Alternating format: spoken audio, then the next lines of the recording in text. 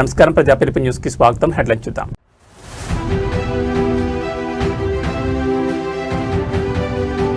పసుపు దళం పునరుత్తేజం. మంగళగిరిలో ఘనంగా టీడీపీ నూతన కమిటీల ప్రమాణ స్వీకారం.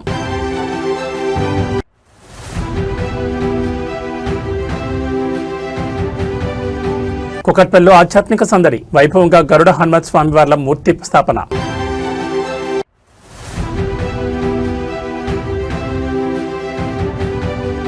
తెలంగాణ భవన్లో చేరికల చోరు. బీఆర్ఎస్ పతాకం కప్పుకున్న ఇతర పార్టీల ముఖ్య అనుచరులు.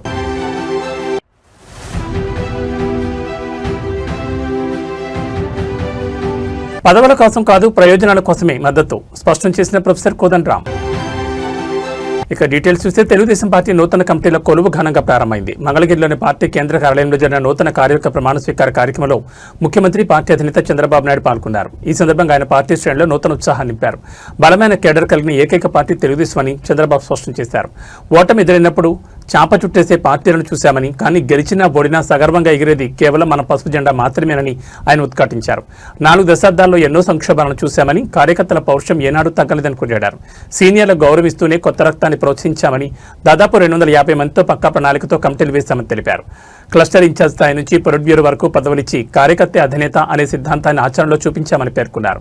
2024 ఎన్నికల్లో సాధించిన విజయం కంటే వచ్చే ఎన్నికల్లో పార్టీకి ఇంకా అధిక ఓట్ల శాతం రావడమే లక్ష్యంగా పనిచేయాలని ముఖ్యమంత్రి దిశానిర్దేశం చేశారు.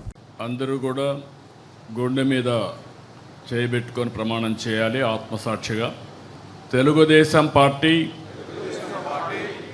ఆశయాలకు, పవిత్ర లక్ష్యాలకు కట్టుబడి ఉంటూ పార్టీ సభ్యునిగా క్రమశిక్షణతో, ప్రజాసేవాభావంతో మనస వాచ కర్మేణ నిరంతరం పాటుపడుతూ నిస్వార్థంగా అవినీతి అక్రమాలకు పాల్పడకుండా దీక్షా దక్షతలతో, అంకిత భావంతో తెలుగుదేశం ప్రతిష్టను, ప్రతిపత్తిని పరిరక్షించేందుకు ఎల్లప్పుడూ కృషి చేస్తూ పార్టీ మరియు ప్రజలు నాపై ఉంచిన విశ్వాసాన్ని వమ్ము చేయకుండా నిత్య చైతన్యంతో పార్టీకి ఉజ్వల భవిష్యత్తు కల్పించేందుకై నా వంతు కర్తవ్యాన్ని, విధులను బాధ్యతాయుతంగా నిర్వహించగలనని ప్రమాణం చేస్తున్నాను. కుకట్పల్లి నియోజకవర్గంలో ఆధ్యాత్మిక శోభ సంతరించుకుంది. స్థానిక రామాలయంలో అత్యంత వైభవంగా జరిగిన గరుడ హనుమత్ స్వామివార్ల మూర్తి స్థాపన మహోత్సవం భక్తుల కోలాహల మధ్య ఘనంగా నిర్వహించారు. ఈ పవిత్ర కార్యక్రమంలో బీఆర్ఎస్ వర్కింగ్ ప్రెసిడెంట్, మాజీ మంత్రి కల్వకుంట్ల తారక రామారావు పాల్గొని ప్రత్యేక పూజలు నిర్వహించారు. ప్రతిష్టాపన మహోత్సవంలో భాగంగా కేటీఆర్ స్వామివారి విగ్రహాలను స్వయంగా క్షీరాభిషేకం చేశారు. శాస్త్రోక్తంగా జరిగిన ఈ కార్యక్రమంలో పాల్గొని స్వామివారి కృపకు పాత్రులయ్యారు. కేటీఆర్తో పాటు ఈ కార్యక్రమంలో Kukatpally MLA Madhavan Krishnarao, Quthbullapur MLA KP Vivekanand మరియు ఎమ్మెల్సీ సెంబీపూర్ రాజు తదితర ముఖ్య నేతలు పాల్గొన్నారు. ఆలయ అర్చకులు కేటీఆర్కి వేదాశీర్వచనం అందించి తీర్థప్రసాదాలు అందజేశారు. భారీ సంఖ్యలో తరలివచ్చిన భక్తులు, పార్టీ కార్యకర్తలతో ఆలయ ప్రాంగణం కిక్కిరిసిపోయింది. అభివృద్ధి పనులతో పాటు ఆధ్యాత్మిక కార్యక్రమాల్లోనూ చురుగ్గా పాల్గొంటూ నియోజకవర్గ ప్రజలతో కేటీఆర్ మమేకమయ్యారు. ఈ విగ్రహ ప్రతిష్టాపనతో కుకట్పల్లి రామాలయం మరింత ఆధ్యాత్మిక కాంతితో విరాజిల్లుతోంది.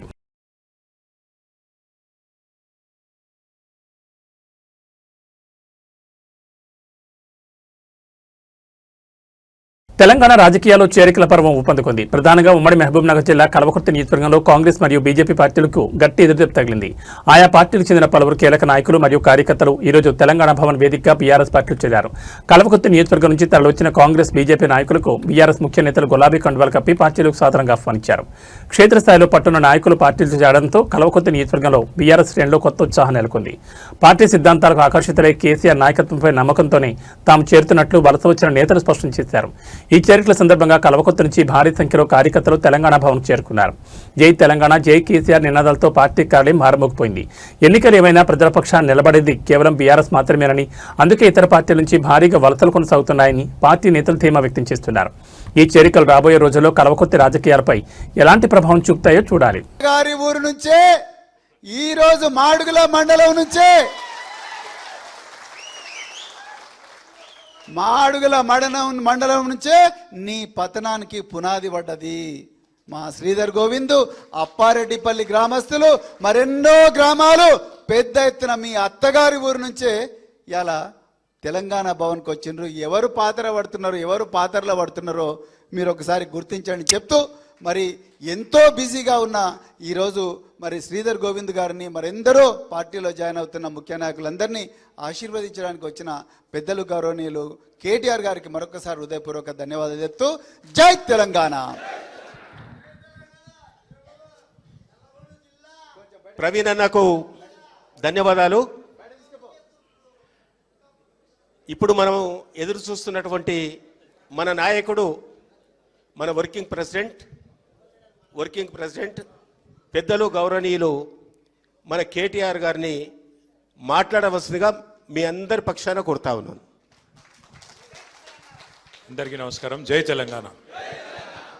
గౌరవనీయులు సభాధ్యక్షులు కల్వకుర్తి మాజీ శాసనసభ్యులు పెద్దలు శ్రీ జైపాల్ యాదవ్ గారు, గౌరవనీయులు పార్టీ ప్రధాన కార్యదర్శి, మీ అందరికీ ఆప్తులు సుపరిచితులు పెద్దలు డాక్టర్ ఆర్ఎస్ ప్రవీణ్ కుమార్ గారు, గౌరవనీయులు మన మిషన్ భగీరథకి ఉపాధ్యక్షులుగా పనిచేసిన సోదరులు ఉప్పల వెంకటేష్ గారు, ఫుడ్ కమిషన్ అధ్యక్షులు గౌరవనీయులు శ్రీ గోలి శ్రీనివాసరెడ్డి గారు, సోదరిమణి మన విజితారెడ్డి గారు, అట్లాగే వేదికపైన ఆసీనులైన సీనియర్ నాయకులందరికీ, ఎల్ఎన్ రెడ్డి గారికి, జైపాల్ రెడ్డి గారికి, రమేష్ రెడ్డి గారికి, వెంకటేష్ గారికి, ఇంకా శ్రీనివాస్ రెడ్డి గారికి, విష్ణువర్ధన్ రెడ్డి గారికి, శ్రీనివాస్ యాదవ్ గారికి, నిర్మల గారికి, లాలయ్య గౌడ్ గారికి, విజయ్ గారికి, శంకర్ నాయక్ గారికి, చిటికెల శేఖర్ యాదవ్ గారికి, అందరికీ పేరు పేరున ఈరోజు పార్టీలో ఇప్పుడే చాలా ఉద్విగ్నంగా తన ప్రస్థానాన్ని వివరిస్తూ మరి ఎందుకు ఇవాళ బీఆర్ఎస్లో నేను చేరుతున్నాను అని చాలా స్పష్టంగా క్లుప్తంగా మనందరికీ అర్థమయ్యేటట్టు మరి వివరించడమే కాకుండా పుట్టిన తన జన్మభూమికి తన వంతుగా ఉడతా భక్తిగా తాను చేయగలిగినంత తన సొంత కెపాసిటీలో చేస్తున్న మా సోదరుడు శ్రీధర్ గోవింద్ గారికి, అట్లాగే ఈ కార్యక్రమంలో మరి అక్కడ కల్వకుర్తిలో ఉన్న అరాచక పరిస్థితులను తట్టుకొని గెలిచి వచ్చిన మా సర్పంచ్ సోదరులందరికీ పేరు పేరున, సోదరిమణులకి, గెలిచిన వాళ్ళకి కాకుండా ఓడినా ఇవాళ జెండా దించకుండా పోరాడుతున్న మా సోదరులకి సోదరిమణులకి వేరు పేరున అందరికీ, పత్రికా మిత్రులకి అందరికీ నమస్కారాలు. అధికారము రావడము పోవడము ఇవన్నీ కూడా రొటీన్గా జరిగే కార్యక్రమాలు. 5 ఏళ్లకు ఒకసారి ఎన్నికలు వస్తాయి. వచ్చినప్పుడు ప్రజలకి ఎవరు నచ్చితే వాళ్ళకి ఓట్లేస్తారు. ఓట్లేసిన తర్వాత ఎవరికి మెజారిటీ స్థానాలు వస్తే వారు ప్రభుత్వాన్ని నిర్వహించే బాధ్యత వారు తీసుకుంటారు. ఇది ప్రజాస్వామ్యంలో 5 ఏళ్లకు ఒకసారి జరిగే తంతు. తెలంగాణ రాజకీయాల్లో సెగలు పుడుతున్నాయి. కాంగ్రెస్ ప్రభుత్వం అవలంబిస్తున్న రైతు వ్యతిరేక విధానాలపై ప్రధాన ప్రతిపక్షం బీఆర్ఎస్ పార్టీ పోరాటానికి సిద్ధమైంది. ఈ క్రమంలోనే మే 6వ తేదీన రైతులతో కలిసి రాష్ట్ర వ్యాప్త భారీ నిరసన కార్యక్రమాన్ని పిలుపునిచ్చారు. బీఆర్ఎస్ అధినేత కేసీఆర్ మరియు వర్కింగ్ ప్రెసిడెంట్ కేటీఆర్ రైతుల డిక్లరేషన్ హామీలను విస్మరించిన కాంగ్రెస్ ప్రభుత్వానికి కళ్లు తెరిపించేలా మే 6వ తేదీన రాష్ట్ర వ్యాప్తంగా అన్నదాతలతో కలిసి బీఆర్ఎస్ భారీ ఎత్తున నిరసనలు చేపట్టనుంది. కాంగ్రెస్ ప్రభుత్వం మాట తప్పిందని, ఎన్నికల ముందు ఇచ్చిన హామీలను తుంగలో తొక్కిందని బీఆర్ఎస్ మండిపడుతోంది. ఇది ఏమాత్రం విశ్వసనీయత లేని ప్రభుత్వం అని కేటీఆర్ విమర్శించారు. అనాదిగా తెలంగాణ విషయంలో కాంగ్రెస్ పార్టీ అనుసరించిన ద్రోహపూరిత వైఖరిని నేతలు ఎండగట్టారు. నీళ్లు, నిధులు, నియామకాల విషయంలో కాంగ్రెస్ ఎప్పుడు తెలంగాణకు అన్యాయమే చేస్తూ వస్తుందని ధ్వజమెత్తారు. కేసీఆర్ పాలన వర్సెస్ కాంగ్రెస్. కేసీఆర్ గారి నేతృత్వంలో తెలంగాణ రాష్ట్రాన్ని సాధించుకున్న తర్వాత రైతు బంధు, ఉచిత విద్యుత్ వంటి పథకాలతో రైతాంగం స్వర్ణయుగం చూసిందని, కానీ ఇప్పుడు కాంగ్రెస్ హయాంలో మళ్లీ కరెంటు కష్టాలు, ఎరువుల కొరత మొదలయ్యాయని బీఆర్ఎస్ ఆవేదన వ్యక్తం చేస్తోంది. కాంగ్రెస్ పార్టీ, కాంగ్రెస్ ప్రభుత్వం విశ్వసనీయత లేనటువంటి ప్రభుత్వం, పార్టీ. అనాదిగా తెలంగాణ విషయంలో ద్రోహాన్ని, దుర్మార్గపు వైఖరిని కొనసాగించింది. కేసీఆర్ గారి నేతృత్వంలో తెలంగాణ రాష్ట్ర సాధనోద్యమం జరిగి తెలంగాణ రాష్ట్రాన్ని సాధించుకున్న తర్వాత అప్పటి వరకు వ్యవసాయం అంటే దండగా అనేటువంటి పరిస్థితి నుండి తెలంగాణలో వ్యవసాయాన్ని పండగగా తీర్చిదిద్దినటువంటి గొప్ప నాయకుడి చేతి నుండి అధికారాన్ని కైవసం చేసుకోవడం కోసం ఎంత నీచానికైనా ఒడిగట్టడం కాంగ్రెస్ పార్టీ నైజానికి నిదర్శనం అనడానికి నిదర్శనం రైతు డిక్లరేషన్. వరంగల్లో జరిగినటువంటి రైతు డిక్లరేషన్కు కాంగ్రెస్ పార్టీని అధికారంలోకి తీసుకురావడానికి స్వయంగా కాంగ్రెస్ పార్టీ అగ్రనాయకుడైనటువంటి రాహుల్ గాంధీ గారు వచ్చి ఇచ్చినటువంటి హామీని నమ్మి ఓట్లేసినటువంటి తెలంగాణ రైతాంగానికి ఈ 2.5 సంవత్సరాల కాలంలో మళ్లీ వ్యవసాయం అంటే దండగా అనేటువంటి దుస్థితిని పునరావృతం చేస్తున్నటువంటి దుర్మార్గపు పాలన కొనసాగుతున్నది. కాబట్టి అన్ని పంటలకు కూడా బోనస్ ఇస్తామనేటువంటి హామీ ఇచ్చి ఇవాళ ఏ పంటను కూడా కొనలేనటువంటి దయనీయమైనటువంటి స్థితి. ప్రత్యేకించి మక్కలు పండించినటువంటి రైతుల పరిస్థితి చాలా దయనీయంగా తయారైంది. ఈరోజు పత్తి పంటను పండించి నష్టపోతే ఆ నష్టం నుండి బయటపడడానికి మక్కను ఆశ్రయిస్తే కుప్ప తెప్పలుగా పండినటువంటి మక్కను కొనేటువంటి స్థితిలో ఈ ప్రభుత్వం లేకపోవడం వల్ల 250 రూపాయలు 240 రూపాయలకు అమ్ముకోవాల్సినటువంటి మక్కల్ని 170, 180 రూపాయలకు అమ్ముకునేటువంటి దుస్థితికి కారణం కాంగ్రెస్ ప్రభుత్వం, రేవంత్ రెడ్డి పాలన నిర్వాహకం. కాబట్టి రైతుల కోసం, తెలంగాణ ప్రయోజనాల కోసం ఆవిర్భవించినటువంటి పార్టీగా బీఆర్ఎస్ పార్టీ నాయకులమైనటువంటి మేమందరం కూడా కాంగ్రెస్ పార్టీ చేసినటువంటి దాష్టీకాలన్నిటికీ లో కూడా అగ్రభాగాన నిలిచేది రైతు డిక్లరేషన్. కాబట్టి మే 22వ తారీఖు నాడు తెలంగాణలో ఉండేటువంటి ప్రత్యేకించి వరంగల్ ప్రాంత రైతాంగం అంతా తరలివచ్చి మే 6వ తారీఖు నాడు ఖచ్చితంగా ఈ దుర్మార్గపు పాలనను నిరసించాలి. ఏ హామీలైతే వాళ్ళు ఇవ్వడం జరిగిందో అవి అమలు చేయాలనేటువంటి డిమాండ్తో కార్యక్రమం ఉంటుందనేటువంటి హెచ్చరిక చేస్తూ మే 6వ తారీఖులోపు ప్రభుత్వం ఇచ్చినటువంటి హామీకి అనుగుణంగా అన్ని పంటల్ని కూడా కొనుగోలు చేసి రైతాంగాన్ని ఆదుకోవాలి. లేని పక్షంలో జరగబోయేటువంటి విపరీత పరిణామాలకు ఇదటి మొదటి అడుగు అనేటువంటి హెచ్చరిక చేస్తూ సెలవు తీసుకుంటాం. రాజకీయాల్లో నిత్యం బిజీగా ఉండే బీఆర్ఎస్ వర్కింగ్ ప్రెసిడెంట్ కేటీఆర్ తాజాగా యువతకు ఒక హృదయమైన సందేశాన్ని ఇచ్చారు. నేటి బురుకుల పరుల జీవితంలో మనం ఎన్నో కోల్పోతున్నామని, ముఖ్యంగా తల్లిదండ్రులకు ఇవ్వాల్సిన సమయం ఇవ్వలేకపోతున్నామని ఆయన ఆవేదన వ్యక్తం చేశారు. యువతను ఉద్దేశించి ఆయన చేసిన ఈ వ్యాఖ్యలు ఇప్పుడు సోషల్ మీడియాలో అందరినీ ఆలోచింపచేస్తున్నాయి. జీవితంలో మనం ఎంత ఎదిగినా, ఎంత సంపాదించినా మన అమ్మానాన్నలతో గడిపే సమయమే అత్యంత విలువైంది. వీలైనంత ఎక్కువ సమయం వారితో గడపండి కేటీఆర్ సూచించారు. మనం మన తల్లిదండ్రుల దగ్గరకు తీసుకుని ఆప్యాయంగా హత్తుకుంటే వారి కళ్ళలో కనిపించే అతృప్తి, ఆనందం మరెక్కడ దొరకదని ఆయన ఎమోషనల్ అయ్యారు. సమయం చాలా వేగంగా గడిచిపోతోంది. రేపు అనేది మన చేతిలో లేదు. ఒకసారి వెనక్కి తిరిగి చూసుకుంటే మనకంటూ కొన్ని మధుర జ్ఞాపకాలు మిగలాలి అంటూ వారితో గడపడం ఒక్కటే మార్గం అని యువతకు దిశానిర్దేశం చేశారు. మనం సంపాదించే ఆస్తుల కంటే తల్లిదండ్రులతో మనం పంచుకున్న ప్రేమపూర్వక క్షణాలే జీవితాంతం మనల్ని నడిపిస్తాయని ఆయన పేర్కొన్నారు. రాజకీయ నేతగా కాకుండా ఒక బాధ్యత గల కుమారుడిగా కేటీఆర్ ఇచ్చిన ఈ సందేశం ప్రతి ఒక్కరి గుండెను హత్తుకుంటోంది. మరి మీరు ఈరోజు మీ అమ్మానాన్నలతో మాట్లాడారా? వారితో కాసేపు సమయం గడిపారా? ఒకసారి ఆలోచించండి. I don't know your dad, but trust me, just go give him a hug and kiss him. He'll love it. Honestly, I'm not even kidding. After going home, you need to. No, I'm a dad today. I have a 20-year-old son and a 17-year-old daughter. I can tell you, today, when I look back, girls and boys, I'll tell you one thing, please remember this. Life goes by in a jiffy. In the blink of an eye, time అయిపోతుంది, మనకు అర్థం కూడా కాదు. ఇప్పుడు when you're sitting here, see, every single moment that we spend on this planet, time and space make it very unique.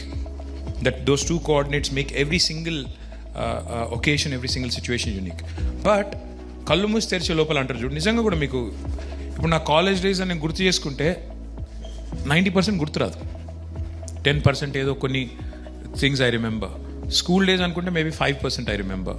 So last year ఏం జరిగింది, అంతకుముందు ఏం జరిగింది అంటే ఇప్పుడు you think back, it just goes like that. So my only suggestion to you is live in the moment and if you like hugging your dad or mom, please do it. Don't even hesitate, don't even think నూకేస్తారు మీ డాడే కదా, ఏమైతే so పెద్ద ఫరక్ కూడా పడదు. కానీ he'll love it, I'm telling you, he'll love that expression of love and affection. Every dad, even my dad, I never hugged him till I was like 40 maybe. First time I think I hugged him was after that 2015 GHMC election. Dagar voi kaal mokkina, he did that, I did that, and then I was like, okay, this is good. This was more recent, my birthday. So aitadi in India especially, male children and dads have this problem, whereas girls on the other hand, they are affectionate. పోయి మీద పడతారు, తంతారు, గుద్దుతారు. So వాళ్ళకి నడుస్తుంది dads తోని. But I think you're a boy and you should do it also, and I think your dad will love it. Absolutely, this is something that I will. Please share in socials what happens. If it is a positive thing, ఏదైనా okay, I'll do this. Yeah. Petrol బంకుల వద్ద రద్దీ తగ్గింది. 4,345 బంకుల్లో 47 మినహా అన్నింటా petrol, diesel నిల్వలున్నాయి. కంపెనీల నుంచి బంకులకు 3,714 కిలోలీటర్ల petrol, 7,107 కిలోలీటర్ల diesel పంపారు. బంకుల ద్వారా ఈ రోజు వినియోగదారులకు 1,168 కిలోలీటర్ల పెట్రోల్, 2,086 కిలోలీటర్ల డీజిల్ పంపిణీ చేశారు. 3 జిల్లాల్లో మాత్రమే 10కి పైగా బంకుల్లో నో స్టాక్ బోర్డులు దర్శనమిస్తున్నాయి. పశ్చిమ గోదావరి, కడప, తిరుపతి జిల్లాలో మూతబడిన బంకులకు స్టాక్ సరఫరా కోసం అధికారులు చర్యలు చేపట్టారు. విశాఖ, అనకాపల్లి, పోలవరం, గుంటూరు జిల్లాలోని అన్ని బంకుల్లో స్టాక్ ఉంది. ఇతర జిల్లాలో అక్కడక్కడ 1-2 బంకుల్లో మాత్రమే నో స్టాక్ అని కనిపిస్తున్నాయని సంబంధిత అధికారులు వెల్లడించారు.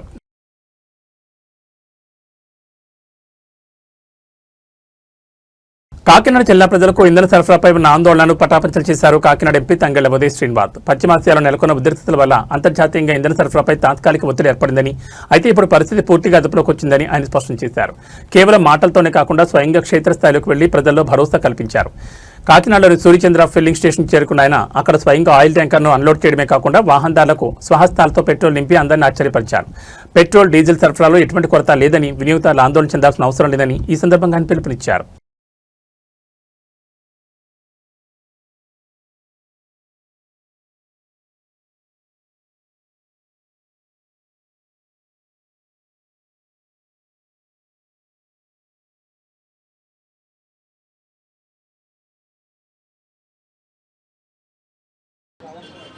అందరికీ నమస్కారం. రాష్ట్రం అంతటా కూడా డీజిల్ కొరత అని చెప్పి ప్రజలందరూ క్యూస్లో నుంచి ఉంటున్నట్టు మనం ఎన్నో విజువల్స్ అన్నీ కూడా చూస్తున్నాం.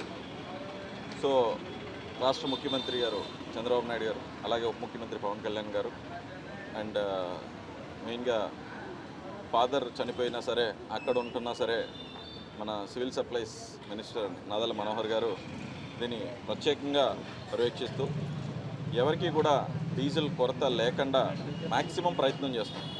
ఇది మనం energy import based country.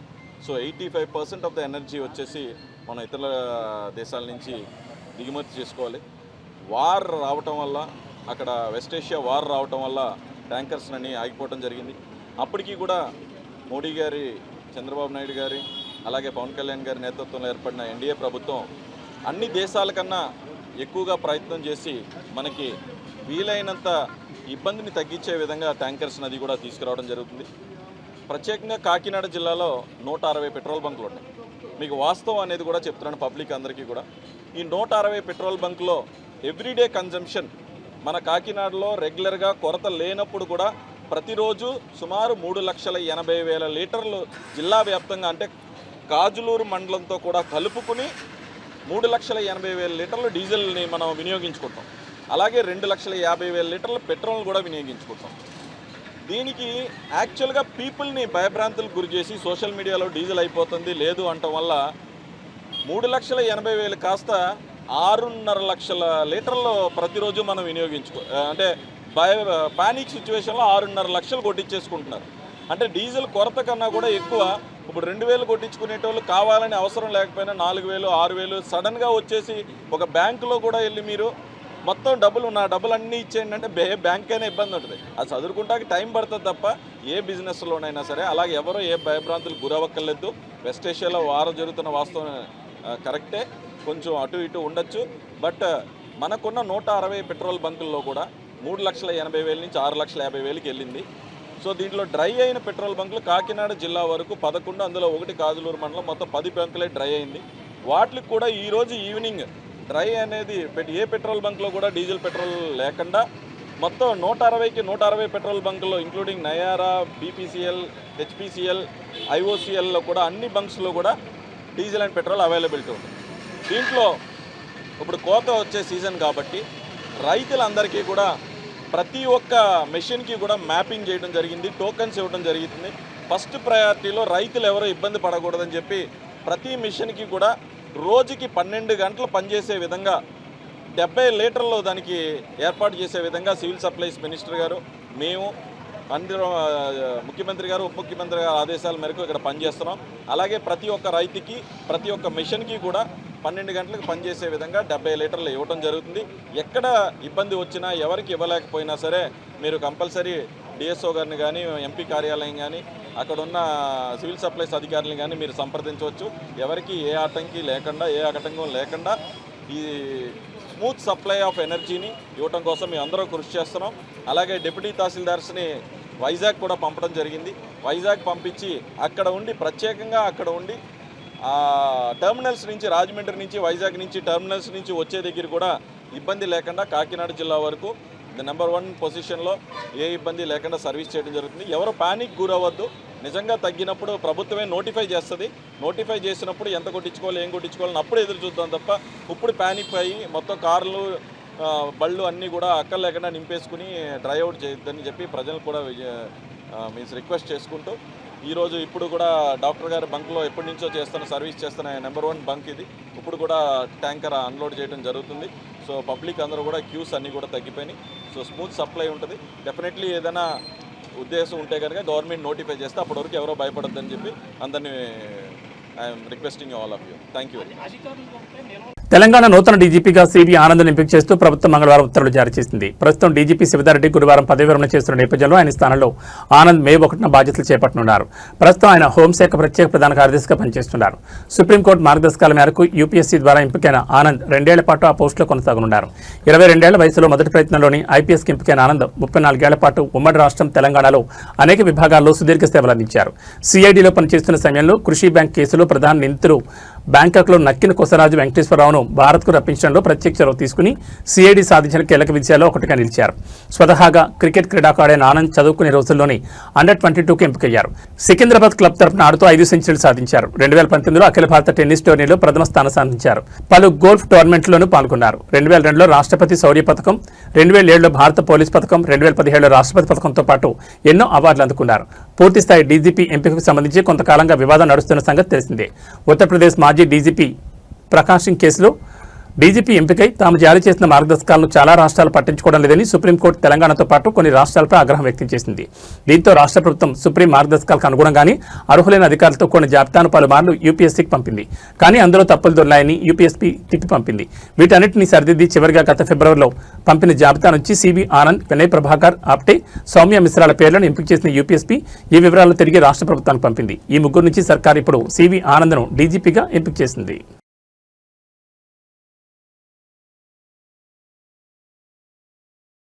Medical కాలేజీలో పెను వివాదం చోటు చేసుకుంది. ఒక చిన్న అజాగ్రత్త నిండు ప్రాణాన్ని పలుకున్న ఘటన మహారాష్ట్రలోని నాసిక్లో కలకలం రేపింది.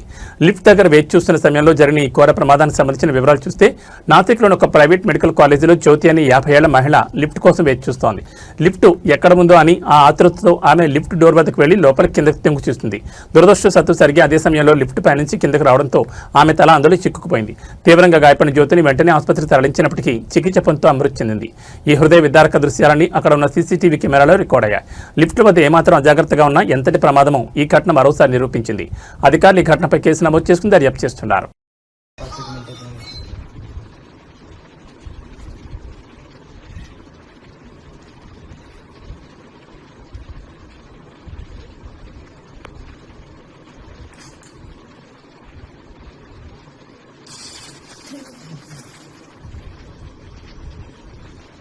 ती लिफ्ट तिने बोललेली नाहीये, ती लिफ्ट वरतून आलेली. पेशंट आलं तिथे पेशंट नाही परमांशीला गाठ करून टाकला काय तू विनंती केली ना परमांशी नाही दिसत नाही ना कोणी अजून आज पैसे द्यायला दिले ना काय तो तिथं जीव गेलेला आहे तो जागच गेले तिथं जीव गेलेला आहे काही एवढा वेळ थोडी लागलं हे सुद्धा नाही. वरतून लिफ्ट बोलायला शिवाय येत नसती. वरतून लिफ्ट आली कसं आणि ती हे पण नाही उडायली वरती पण नाही होते ना ती वरती पण होत नाही ना ती ही वरतून लिफ्ट बोलवलेली वरतून खाली बोलवलेली तिचा हात पाय तिचं काही तिला माहितीच नाही ती लिफ्ट तिथे खाली बटन दाबलेली कोणते वरची आता व्हिडिओ दाखवा आम्हाला वरती कोण होता ते बी दाखवा 2 मिनिटं थांब पुरं उद्या ना हा टायमिंगला पुरं करतो ते कसं काय काढता कसं नाही ते तर बघा आता पूर्ण बघा काय कामगार सगळे किती वेळ गेला ना जेवू तिथंच गेला ना हे आता हे आता किती वेळ टाइमपास चालला आहे का एकतरी कर्मचारी सगळं काम करू राहिले आहे का डील तर आहे का तिथं कोणी आहे का तिथं प्रशासन आहे त्यांचं एवढं जिल्ह्यात का त्यांचेच कामगार काम करू राहिले फक्त. म्हणजे नेमकं मर्डर बिडर आहे काय?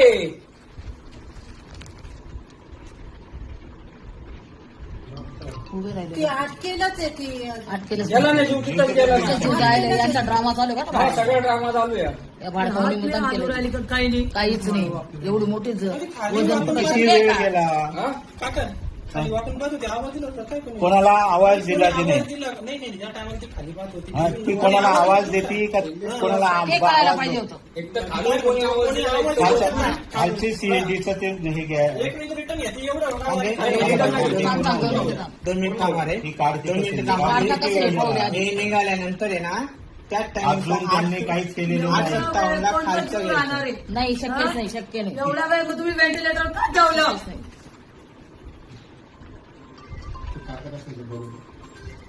किती वेळ गेला? अजून अटके नाही. अजून अटके नाही. अजून सुद्धा नाही. हा वेळ आहे का? किती वेळ गेला? 4 मिनिटं गेले. पूर्ण 9 मिनिटाची फुटेज. 9 मिनिटात कोणता माणूस कोणता माणसाचा जीव राहणार आहे? एवढं वजन केवढं येते? साधं वजन आहे का? कोणीच नाही. डॉक्टर येईलच नाही. आलाच नाही कोणता डॉक्टर. तो फक्त ज्याच्या त्याच्या याच्याने मजा करतोय तिथं. आता एवढा वेळ झाला तर डॉक्टरांना काही कन्फर्म केलंच नसतं काही. हा एक कोणता आला फक्त. काय करताय? फक्त बघताय.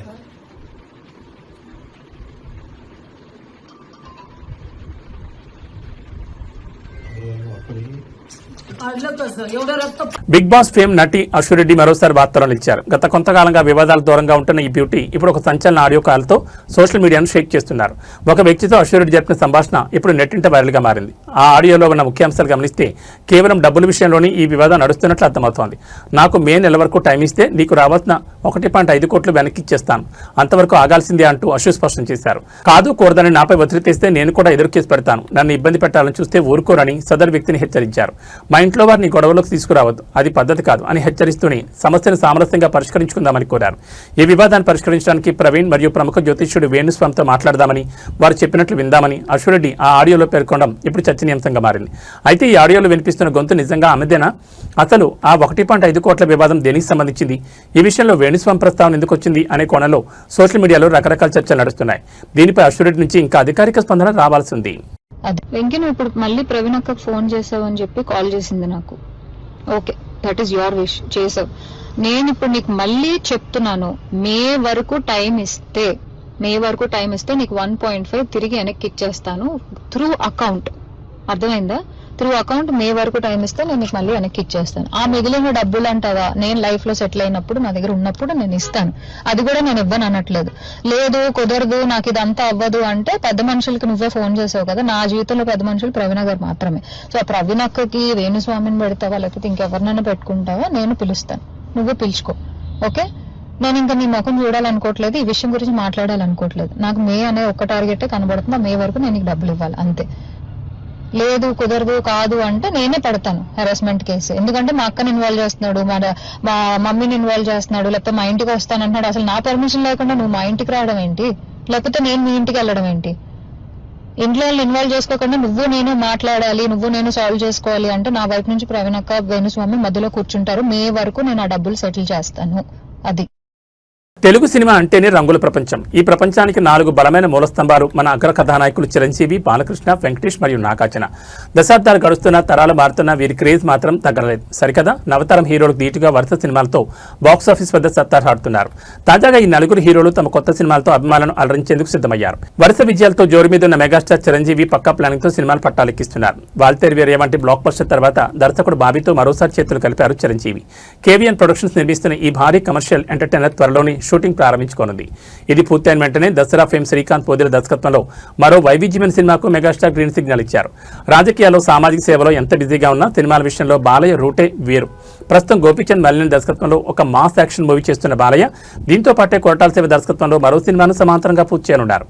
వివేక్ ఆత్రేయ, విజయ్ కనకమేడల వంటి యంగ్ డైరెక్టర్ల కథలకు కూడా బాలకృష్ణ పచ్చజెండా ఊపినట్టు తెలుస్తోంది. ఇక వెంకీ మామ ఎప్పుడు తనదైన స్టైల్లో సైలెంట్ గా వచ్చి హిట్ కొట్టడంలో దిట్ట. ప్రస్తుతం మాటల మాంత్రికుడు త్రివిక్రమ్ దర్శకత్వంలో ఆదర్శ కుటుంబం హౌస్ నెంబర్ 47 చేస్తున్నారు. ఈ మూవీ తర్వాత multi starrer king Anil Ravipudi డైరెక్షన్లో క్రేజీ మూవీ పట్టాలెక్కనుంది. ఇది 2027 సంక్రాంతి కానుక విడుదలయ్యే అవకాశం ఉంది. Style and energy care of address అయిన నాగార్జున తన కెరీర్లో అత్యంత ప్రతిష్టాత్మకమైన 100వ సినిమాపై దృష్టి పెట్టారు. కార్తీక్ దర్శకత్వంలో తెరకెక్కుతున్న ఈ సినిమాలో సీనియర్ హీరోయిన్ టబు కీలక పాత్రలో నటిస్తున్నారు. ఈ ప్రాజెక్ట్ తర్వాత కళ్యాణ్ కృష్ణ దర్శకత్వంలో అక్కినేని హీరోలందరూ కలిసి నటించే ఒక ఫ్యామిలీ డ్రామా రూపొందే అవకాశాలు పుష్పంగా ఉన్నాయి. చూసారుగా, వేగంలోనూ వైవిధ్యంలోనూ యంగ్ హీరోలకి ఏమాత్రం తగ్గకుండా ఈ నలుగురు పిల్లర్స్ దూసుకుపోతున్నారు. మీరు రాబోయే సినిమాలు బాక్సాఫీస్ వద్ద ఎలాంటి వండర్స్ క్రియేట్ చేస్తాయో చూడాలి మరి.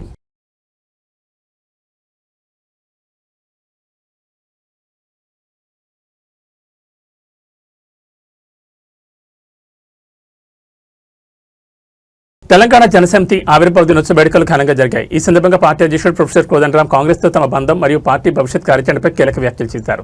రాజకీయ వ్యూహాల్లో భాగంగానే తాము కాంగ్రెస్కు మద్దతు ఇచ్చామని ఆయన స్పష్టం చేశారు. మాకు మంత్రులను కావాలని, ఎమ్మెల్యేలకు కావాలని ఆశ లేదు. మంత్రి పదవి ఇస్తామని కాంగ్రెస్ మాకు చెప్పలేదు. మేము కూడా అడగలేదని కోదండరాం తేల్చి చెప్పారు. తాము అధికార కాంక్షతో రాజకీయాలు చేయడం లేదని పునరుద్ఘాటించారు. రాష్ట్ర ప్రయోజనాల దృష్ట్యా ఒక రాజకీయ వ్యూహం ప్రకారమే కాంగ్రెస్ పార్టీకి మద్దతు ప్రకటించామని ఆయన వెల్లడించారు.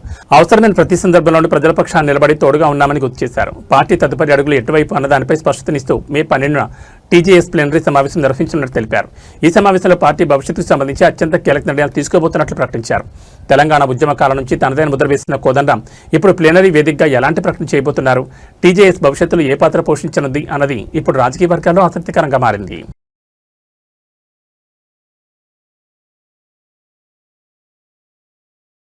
ఉత్తరప్రదేశ్లోని ఆగ్రాలో ఒక భారీ ప్రమాదం త్రుటిలో తప్పింది. అచ్చేరా మార్కెట్లోని ఒక టైలర్ షాప్లో అకస్మాత్తుగా అగ్ని ప్రమాదం సంభవించింది. అయితే అక్కడ ఉన్నవారి సమయస్ఫూర్తి వల్ల ప్రాణ నష్టం జరగకుండా పెను ప్రమాదం తప్పింది. ఆగ్రా అచ్చేరా మార్కెట్లోని ఒక టైలర్ షాప్లో బట్టలు ఇస్త్రీ చేస్తున్న సమయంలో ఈ ప్రమాదం జరిగింది. ఇస్త్రీ కోసం ఉపయోగిస్తున్న గ్యాస్ సిలిండర్ నుంచి ఒక్కసారిగా లీకేజ్ ఏర్పడి మంటలు చెలరేగాయి. క్షణాల్లో మంటలు షాప్ అంతటా వ్యాపించడంతో చుట్టుపక్కల దుకాణదారులు, ప్రజలు తీవ్ర భయాందోళనకు గురయ్యారు. ప్రమాదం జరిగిన వెంటనే షాప్ సిబ్బందిని మరియు స్థానికులు ఏమాత్రం ప్యానిక్ అవ్వకుండా ధైర్యంగా స్పందించారు. అందుబాటులో ఉన్న నీళ్లతో మరియు ఇతర సాధనాలతో మంటలను అదుపు చేసేందుకు తీవ్రంగా ప్రయత్నించారు. స్థానికుల వేగవంతమైన స్పందన వల్ల మంటలు పక్కన ఉన్న షాపులకు మరియు గ్యాస్ సిలిండర్ పేలకుండా నిరోధించగలిగారు. దీంతో అందరూ ఊపిరి పీల్చుకున్నారు. ఇలాంటి సమయాల్లో భయపడకుండా సమయస్ఫూర్తితో వ్యవహరిస్తే ఎంతటి ప్రమాదాన్నైనా అడ్డుకోవచ్చని ఈ ఘటన నిరూపించింది. ఏదేమైనా రద్దీగా ఉండే మార్కెట్ ప్రాంతాల్లో ఇలాంటి ప్రమాదాలు జరగడం పట్ల స్థానికులు అప్రమత్తంగా ఉండాలని అధికారులు సూచిస్తున్నారు.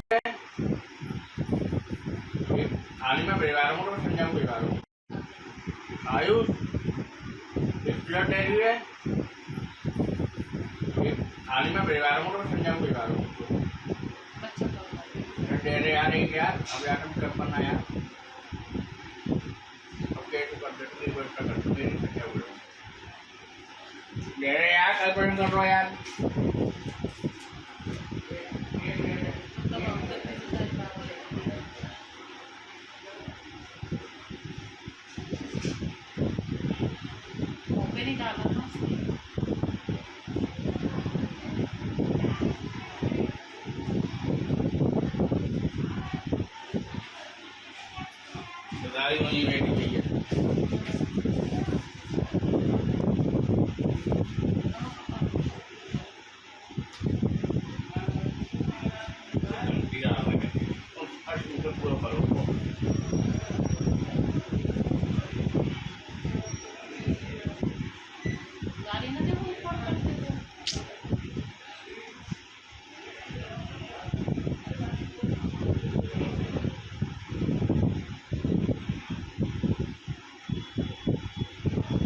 सलाह दे रहे बग्गे को हम सलाह दे रहे थे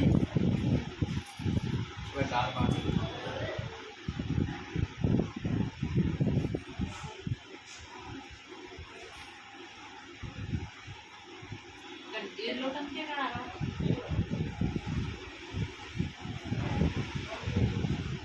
जाना पावल पटोगा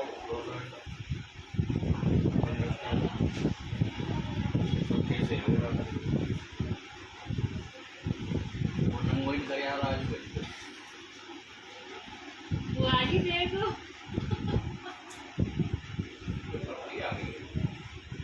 ఏబీ బులెటిన్ విశేషాలు. నమస్కారం.